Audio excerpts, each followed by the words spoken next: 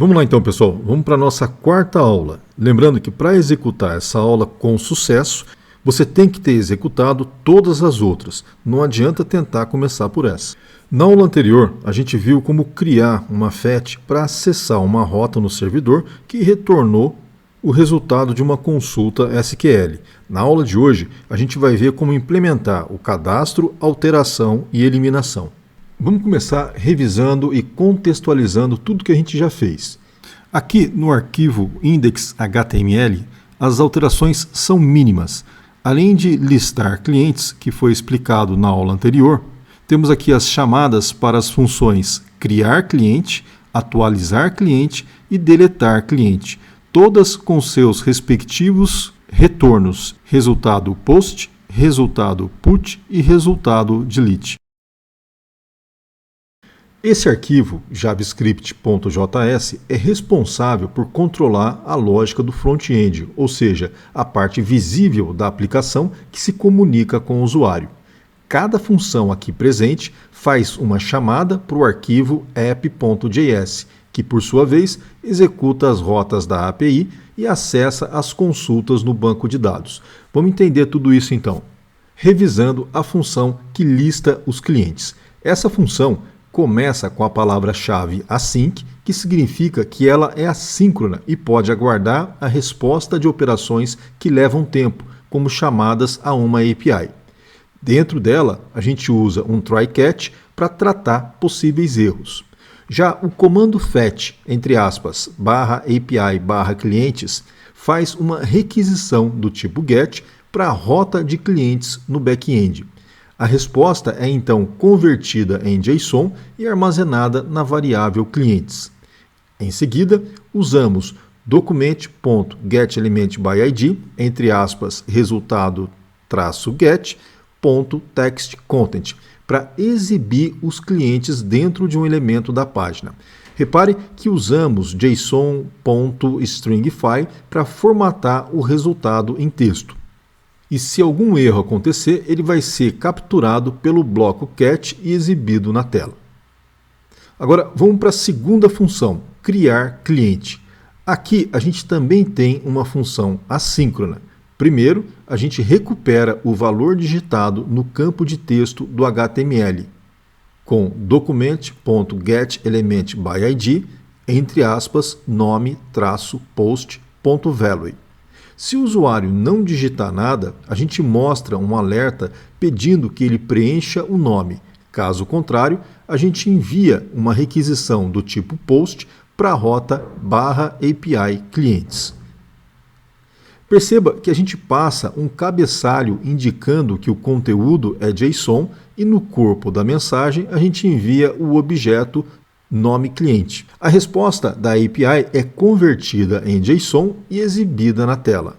Por fim, a gente limpa o campo de texto para deixar a interface pronta para uma nova inserção.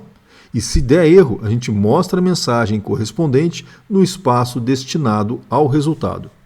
Agora vamos para a terceira função, atualizar cliente. O processo é parecido, mas agora a gente precisa de duas informações, o ID do cliente e o novo nome. Se algum desses valores estiver vazio, a gente mostra um alerta e a gente não prossegue com os dados preenchidos. Com os dados preenchidos, a gente chama a rota /API /clientes/ID, mas dessa vez utilizando o método put. Esse método é o responsável por atualizar dados já existentes no banco. No corpo da requisição, a gente envia o novo nome do cliente. A resposta é então exibida no elemento de resultado e os campos do formulário são limpos logo em seguida. Se houver erro, ele também é tratado e exibido para o usuário. Por fim, a quarta função, a função deletar cliente. Nessa função, a gente captura o ID informado pelo usuário e se o campo estiver vazio, pedimos que ele insira um ID. E antes de prosseguir com a exclusão, mostramos uma caixa de confirmação com a função confirme. Isso serve para evitar que alguém delete por engano. Se o usuário confirmar, a gente envia uma requisição do tipo delete para a rota correspondente ao ID do cliente. O resultado é mostrado na tela e o campo de texto é limpo. Assim como nas outras funções, qualquer erro será tratado e exibido para o usuário. Agora, vamos analisar o código do app.js. Se você parar para analisar, as linhas de 1 a 50 desse código já foram analisadas na aula anterior, com exceção da linha 9. O App Use Express URL Encoded é usado para que o servidor entenda dados enviados por formulários HTML. Como na aula anterior fizemos apenas um GET, a gente não precisou enviar nada ao servidor. Mas agora, com o POST, isso será necessário e é aí que entra o URL Encoded. Agora, vamos analisar então a segunda rota do nosso app.js, a rota POST. Essa rota ela é chamada quando o front-end quer inserir um novo cliente no banco. Então, logo no início, a gente tem const, abre chaves, nome cliente, fecha chaves, recebe rec.buddy. E o que é esse rec.buddy? O rec.buddy é o corpo da requisição HTTP que o cliente enviou para o servidor. E graças aos middlewares Express JSON e Express URL Encoded configurados lá em cima, o Express lê o conteúdo enviado e o transforma em um objeto JavaScript acessível por rec.buddy. Sem esses middlewares, o rec.buddy viria undefined. E por que nome cliente está entre chaves? Essa é a sintaxe de desestruturação de um objeto do JavaScript. RecBuddy é um objeto. E ao escrever nome cliente entre chaves, a gente está dizendo extraia do objeto RecBuddy a propriedade chamada nome cliente e crie uma variável com esse mesmo nome. Isso é equivalente a você escrever, por exemplo, const nome cliente recebe rec.buddy.nome cliente. Na sequência, a gente valida o dado, ou seja, se nome cliente não vier preenchido, a gente responde com o status 400, ou seja, uma bad request, seguido de uma mensagem clara, como por exemplo, o nome é obrigatório. Passada essa validação, a gente executa a inserção no banco usando o insert e depois a gente usa o scope identity para capturar o ID recém-gerado pelo SQL Server para esse novo registro. Assim, a gente consegue devolver ao cliente não só a confirmação, mas também qual foi o ID criado. Por fim, a gente envia a resposta com o res.status201.json. E nessa linha acontecem várias coisas importantes em cadeia. Veja só, status 201 define o código HTTP 201, que significa created, que indica oficialmente que um novo recurso foi criado no servidor. É o status correto para respostas de criação via POST.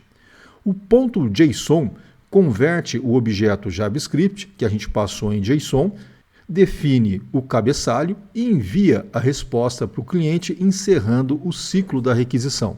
O objeto enviado contém ID do cliente, nome do cliente e uma mensagem de sucesso para feedback imediato. Vamos analisar agora a terceira rota, a rota put, para atualizar um cliente. Aqui a gente tem app.put, abre parênteses, entre aspas, barra API, barra clientes, barra ID.